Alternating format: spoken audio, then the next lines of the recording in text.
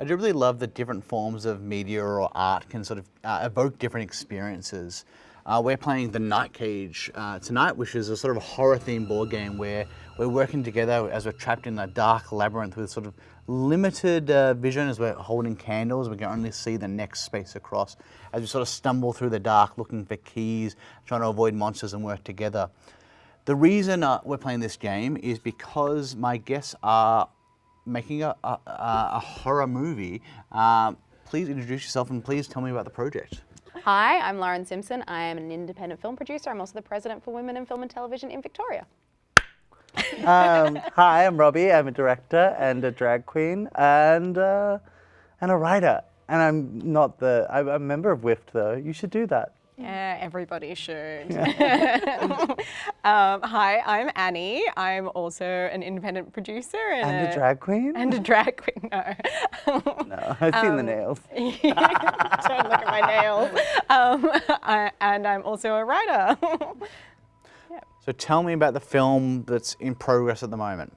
Okay, so it's about a labyrinth, and it's it's a drag horror film, and its kind of unique selling point is that it's not a campy comedy drag horror, as we have seen, but instead it's a film that takes its drag protagonist seriously and kind of is like, what if, you know, the Jamie Lee Curtis in Halloween was a 38-year-old burnt-out crossdresser, as I'm sure every person in Australia can relate to. So I guess what's interesting about this is this is trying to evoke mood with the sort of the mechanics of having limited information and sort of stumbling through the dark. Horror movies, obviously, you've got a few more things to draw upon with, you know, the way that you're lighting shots, the way that you're editing, the way you're using music. What drew you to making a horror film? To me, like, it was the only genre that's like, I don't know, it's the one that has my heart because it is a genre that is not necessarily taken seriously or hasn't been in the past, certainly when I was growing up in the 80s or whatever. But I like the things you can get away with in genres that aren't taken seriously. And I think the same is true of like board games and in drag, where it's like they're kind of these off the main like prestige beaten path, but like in those spaces that have kind of set up genres, ideas, and cliches and rules to play with, you can kind of invent your own little worlds. And I think that's what excites me about horror, is that that audience as well is particularly accepting of ideas. Because I think in a drama or, you know, an action film, there are a lot more, there's a lot more of a predictable cliche path in how you're meant to tell stories, but people are particularly drawn to horror because of the unique storytelling. I don't know, did that sound good? Well, so I think some things that board games can do is, even though there's there's plenty of narrative games, but even if there isn't sort of a structured narrative, is you're sort of creating your own story and your own moments. Shall we start making our sort of escape? Yes. Yeah. Well, I think also, just to jump in here and talk over you quickly, this is a survival game. Our aim is to survive, and I think one of the beautiful things about Skin Side Up, which is our drag queen horror, coming to a cinema near you, plug, plug, plug. is that it's all about Bertha and her need to survive. So we're very excited to survive this labyrinth with you. Yeah. And do you know what? In addition to that point, the key creatives on this film, the three of us, have extensive experience in stumbling around in the darkness looking for a key. If you've seen us at Circuit on a Friday night, oftentimes we will find that key. Well, we're going to start. We'll leave that for off cameras. On your turn, you either move or stay. As you move, you're moving, you're illuminating new spaces. The amount of tiles you have left is sort of the life of the team. We're working together to try and find these keys. So, for example, if I move here, I'm going to illuminate 2 paths. I'm going to look at 2 tiles and place them. So I am actually going to find a key straight away, which is very lucky. And I'll put that here. You only had one rum and There you go, exactly. There you go. But this disappears because it's no longer lit up, so it's a new space. And this is turning, because it had to crumble, is turning into a pit, which is not necessarily the end of the world as we saw in a practice game. It was actually quite helpful to have it there. Lauren, you're up. Well, hopefully I can escape those monsters yet again. I am going to go here. So you're illuminating the 3 spaces. I'm doing 3 spaces. That is correct because that is Yep, carries on. There's an endless labyrinth. an endless labyrinth. And then there. Oh. And then So we got a monster, which is and that one I that discard. one's gonna go, and this Are you one's gonna gonna kill me? Oh, that's good. Maybe. Oh, no, no, no, no. I'm going to kill you.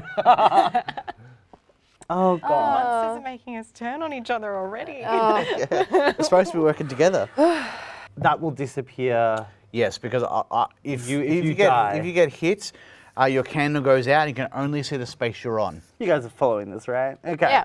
Listen, I'm going to hold off, burn one of those cards, and then we'll let you get that key. Which was a monster, so that's a good one. Great. And you get extra nerve? You do. Oh. Because you stayed. So you have one to start off with, and the other one. I want you to stay. Beautiful. So if I can move though in the monster. You can move. Yeah. All right. Yeah, nice for some. Yeah. Let's go here. So you're going to get 2 tiles. All right. 1. Oh, my God. More pits. Pits everywhere. Oh, God. Safe. And this one. That one goes, and this Goes. one turns over. Okay. Okay, okay, okay. So I think I have to grab this key, which is going to cause the monster to attack. That's okay. So I'm gonna That's okay. I'm gonna move here, which is going to give me the key. Great. Because I've moved one of the monsters there, it attacks, and the way it attacks is it attacks along its paths. So it doesn't go anything here, it hits nothing here, but it's going to hit across. Wait, can it go through this wall? The rulebook wasn't clear. I'm going to say no, actually. So it's just going to hit here. But it was going to hit Lauren. Do you want to spend your nerve? No. Rock? No. No. So what's going to happen then is it attacks. We The burn lights 3 out. tiles, and your lights out. Yeah. So 1. Oh, that's a microphone. I was like, what is that? So we've burnt a key, Oh. but we've burnt a monster as well. Right, well, you It know. attacks, so it goes away. Wop, wop. Because your lights out now, this goes, and this goes, And you're and this goes, and that should have gone last turn. Yeah. noted. So now the path is a little bit less. Okay. And to relight Lauren's candle, I need to be beside adjacent, her, yeah. on her. on her square. Well, Where do I go? No, I forgot to spawn those last time. oh. Yeah, I know, yeah. The So host, you say. yeah. I played the game roughly 1 time. So it would be your turn, Robbie. Thank you. Well, What, is it not my turn? Do I not? No, so you're right. It is your turn. so, and to I clarify, may not stay. I am too panicked. Yeah, so you got to keep moving, but obviously when you're moving, you're just stumbling blindly. Obviously.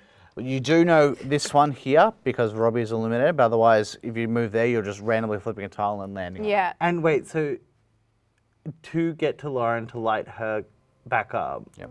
if she gets here, then I can come. And do I have to be next to her? Or on Yeah, top? well, adjacent. You can't be on the same tile as somebody Okay. else. Okay. But I suppose the issue we now face is there is Le Monster. But at the moment, we're in a situation where I've got a key. We've only got 3 more tiles with keys. We've yes. got through a few monsters, but things are looking a little bit dangerous at the moment. I guess we'll have to see how we go.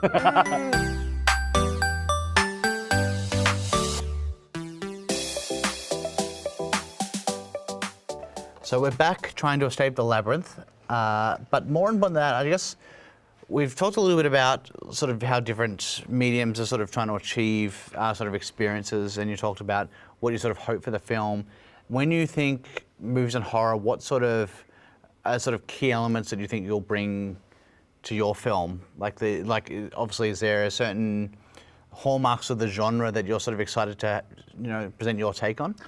Well, I think this is actually, you've done a very unintentionally good thing by presenting us with The Night Cage, because when we were going to shoot our little proof of concept, which we did earlier this year, we were talking a lot about John Carpenter and specifically how he allows there to be actual blacks in his film, like instead of keeping everything quite well lit. I think if you've ever watched a horror film on Netflix, you know that it needs to be lit enough that you can watch it on your iPhone on a plane and it still reads.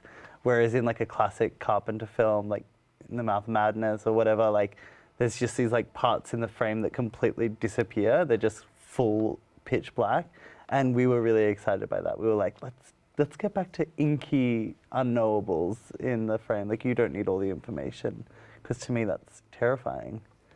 I always find when I'm watching horror movies, and I used to work at cinema, so I used to see everything that came out. I'd watch movies with friends, and you sort of start to, especially having studied film and TV, you just sort of know a lot of times by the way the music is or the composition of the shot, you know something's coming. And it got to the point where I'd be like, fucking through there, I can see where it's going to come from. I know it's going to come. I can hear it in the music. Oh, it still gets me. And to the amusement of people watching the movies with. And I think that there's that sort of, jump scares not the only element of horror, but I think there is sort of that they can create those moments is something that's pretty exciting. Yeah, it's something that, I mean, like, it's the fabulous thing about that genre, and it's why people feel so betrayed by it, because it really plays on your like primordial fear factor. Like you're just like, why am I scared all of a sudden? And you really get angry at that thing, which I love. Well, and I think as well, like for Skin Side Up in particular, the beautiful thing is that Robbie's really written this robust script that's based on a pure place of authenticity and real life experience, which is, I think, terrifying for a lot of people. And, reading the script. Yeah, you're so right for that. Reading the script as well as a woman, there are sequences in there that really tap into this other world like fear, like that you don't necessarily get, and there's a real sense of it. So it's like, I think people are really going to, resonate with what we're trying to do and what we're trying to say. That actually, like one of the scenes we're talking about is there's a scene at the very start where a drag queen is driving out to a gig in the middle of bumfuck nowhere. And when she gets there, am I allowed to swear? Yeah, go for it. Can't. But as they're going out there, like she has to stop and pump gas in like half drag. And that is like a real thing that's like happens to me all the time. And it's always a little bit like, oh my God, what the hell is going on here? Because you are not in your like little North Melbourne bubble or whatever. And you're suddenly like out in the countryside being like, oh God, this could go dark real fast. And I was out in Bendigo North in the middle of the night the other day, and I had to get fuel before going home, and it was 12 o'clock at night. And I'd just been doing this like drag spot number where I get covered in fake blood. And so I'm in my tights. Blood. Yeah. Sprays us with it all. Yeah. But I'm in like. It's my glasses. But I'm in like I'm walking like through the gas station, and there's a few like kind of like lads. Like the meth is good out in Bendigo, but and I was going inside and covered in blood in this like Glinda the Good Witch kind of look, and no shoes on because I'm like wearing stilettos, and like get up to the front, and this dear sweet man who's like 6'10" behind the thing is like, are you okay, darling? Oh my God. And I was like, he thought I'd been hate crimed in Bendigo. And I was like, no, darling, it's okay. I did this to myself. Yeah, this was for money. But yeah, it is a very terrifying, you kind of have to like steel yourself against these experiences of like, oh my God. But that's like, and that's just a real life horror, is that sometimes you're going to be in these like disastrous, terrifying situations.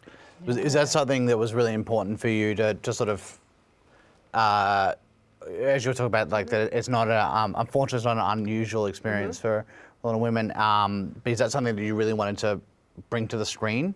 Totally. I think like it's not like a thing that I wanted to bring to the screen. It was more this thing of like, when you start out writing anything, you're like, well, what the hell do I have that is not like, that is actually of any value, and like the actual story that I have to tell. And so it's like, you have to like get rid of as many of the cliches you're going for as possible. Like when you start writing something, I think like when I first started writing, like back when I did film school 1,000 years ago, it was all quite cliche, because when you're like teen, you are only writing other films because you don't really have another lens or an experience to draw on. Experience, yeah. Like hopefully you haven't had too much life experience by the time you get to, but like, Yeah. Like you kind of, if you don't have anything to say, it becomes really obvious because you just write, this is my version on, Reservoir Dogs, and like that's why so many like young filmmakers write these kind of awful cliche shit, you know.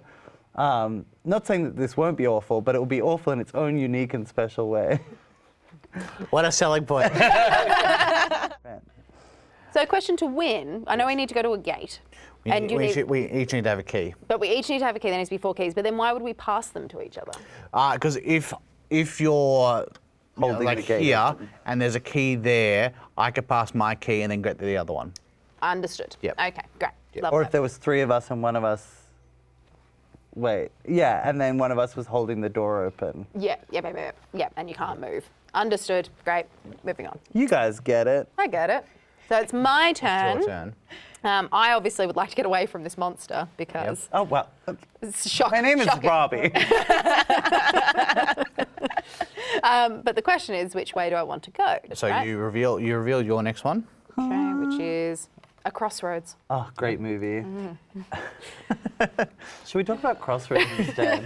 Just at length, yeah. What board game would you brought out if we were making the film Crossroads by Shonda Rhimes? I mean, it's probably because that's the Britney Spears coming of age. And Taryn. Zoe Manning? Saldana. Yeah. Look, I do have a younger sister, but I haven't actually seen that one. That classic of the genre. Well, we're making It's Crossroads much the horror. darker than you think it is. Okay, yep. Yeah. I have to put it on my list. Yeah. It's a really dark movie. Anyway, Coming back to it. it's a. Speaking about dark movies, I'm here. I have a Crossroads. The end. Yep. So I think Robbie, it's your turn now. I'm not a girl. So when you move out of the way, the monsters don't attack. It attacks here, hits nothing, here, and here. So we've. Take that, boss. Bye-bye. Heartless. But now we are illuminating Goodbye, Pitch. those two. Oh, yeah. All I need is time. We can't afford the rights yet. Definitely not. And you know what? My singing is that good that it will flag on the automatic. It's incredible. That's all I can do. On that note, I think we're going to leave it there for a second and see if we can continue to survive in this labyrinth and escape. We're still in desperate need of some keys, but we've survived a few more monsters and in a boss. Yeah, so. we're clearing them out. Yeah, exactly. Yeah. As well, after I completely failed on the discarding of the keys. I'm sorry. Oh well.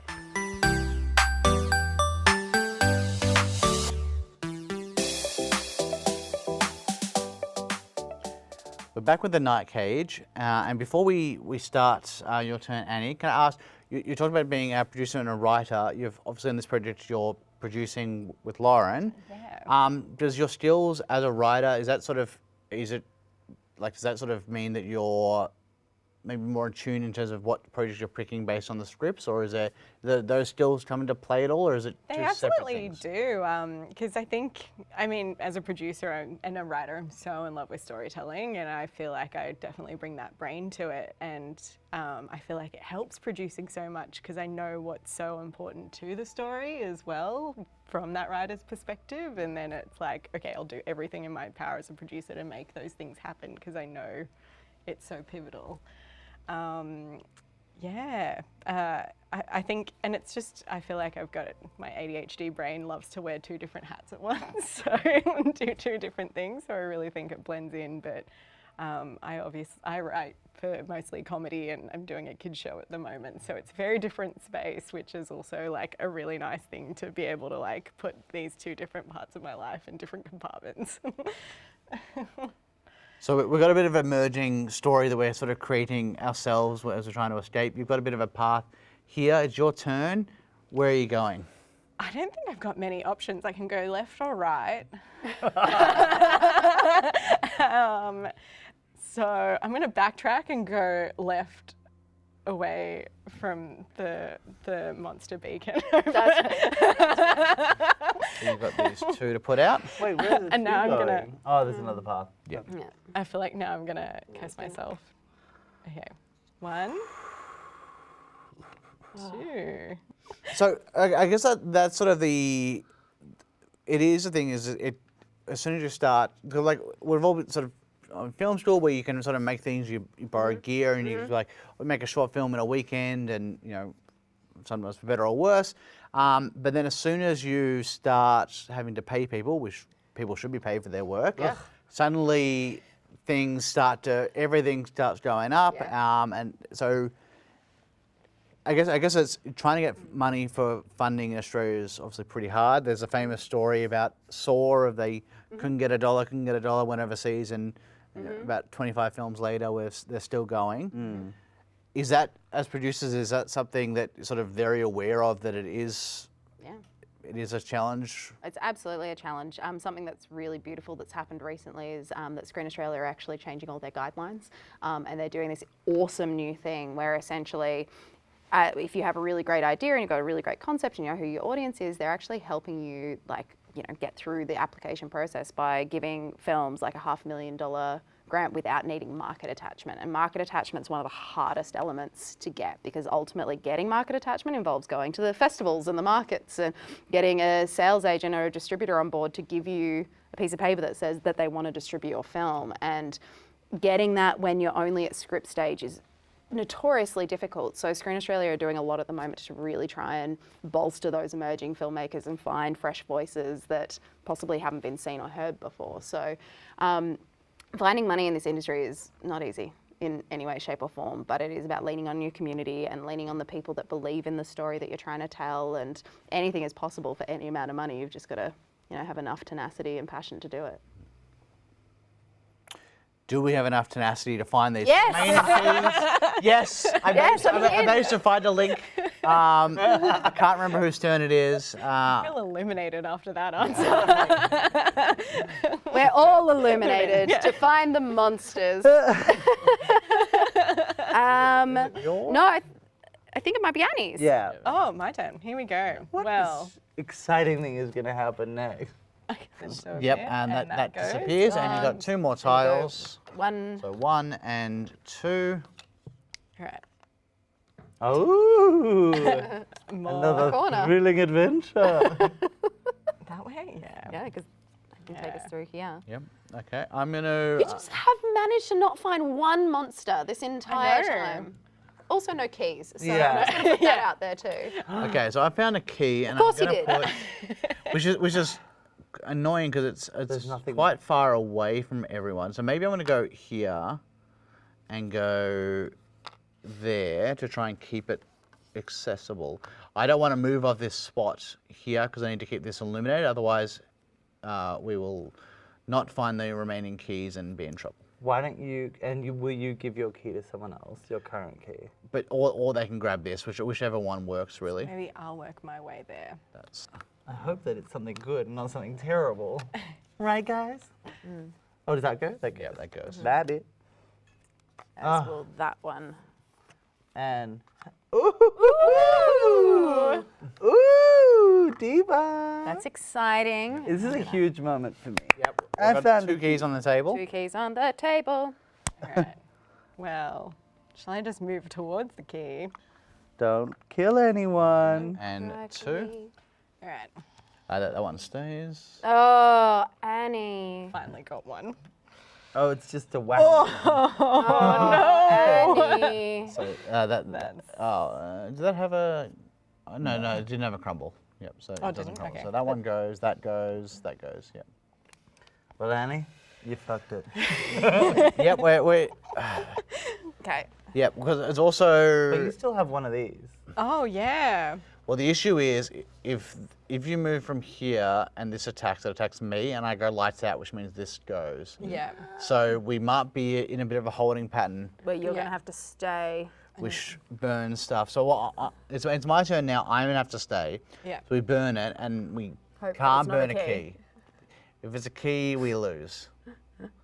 It's a gate. Okay. So 1, 2, 3. Oh, dear God. What are we gonna do? I don't Better be know. good. No more monsters. That's good. You got a path. Great. Oh, bloody oath. Oh, no, Laura. No. Can I Yeah. put it there? Yeah, you can put it there. Yep. Okay. Oh, yeah. Yep. Okay. Okay. I need to stay to keep this illuminated. Oh, God. Great. Yep. Well done, team. Safe. Great get nerve. a nerve? Well done. Yes, well thank you. done. Stacking these. What's happening? Yeah. Like I'm not doing a fantastic job. Okay. So, but I think that's my only option. I think so. So if I go here, so this monster's going to go. Yep, hits nobody. That This monster's monster's going to gonna go- attack both of us. So, So we're both lights out. We are And- too panicked, and we may not stay. but also 3. Why 1, three? 2. That when a monster hits you, it goes Oh, and we have no nerve. Oh, it's okay. through. That's Okay. fine. Is there a key in there though? There's a key. There's a gate. Okay, second game. There's a monster. There's a key. Which means we don't have enough keys for everyone to escape. Sorry. We are playing co-op, which means unfortunately we have not escaped Can't I just sacrifice the myself? night cage. The night Unfortunately, cage no. claims another victim. Thank you all for coming down and playing, but more importantly, telling us about this upcoming film that looks excellent. Well, I mean, you managed to send me a little bit of some details Yes. about it. I was like, okay, I'm very keen to see more and eagerly await.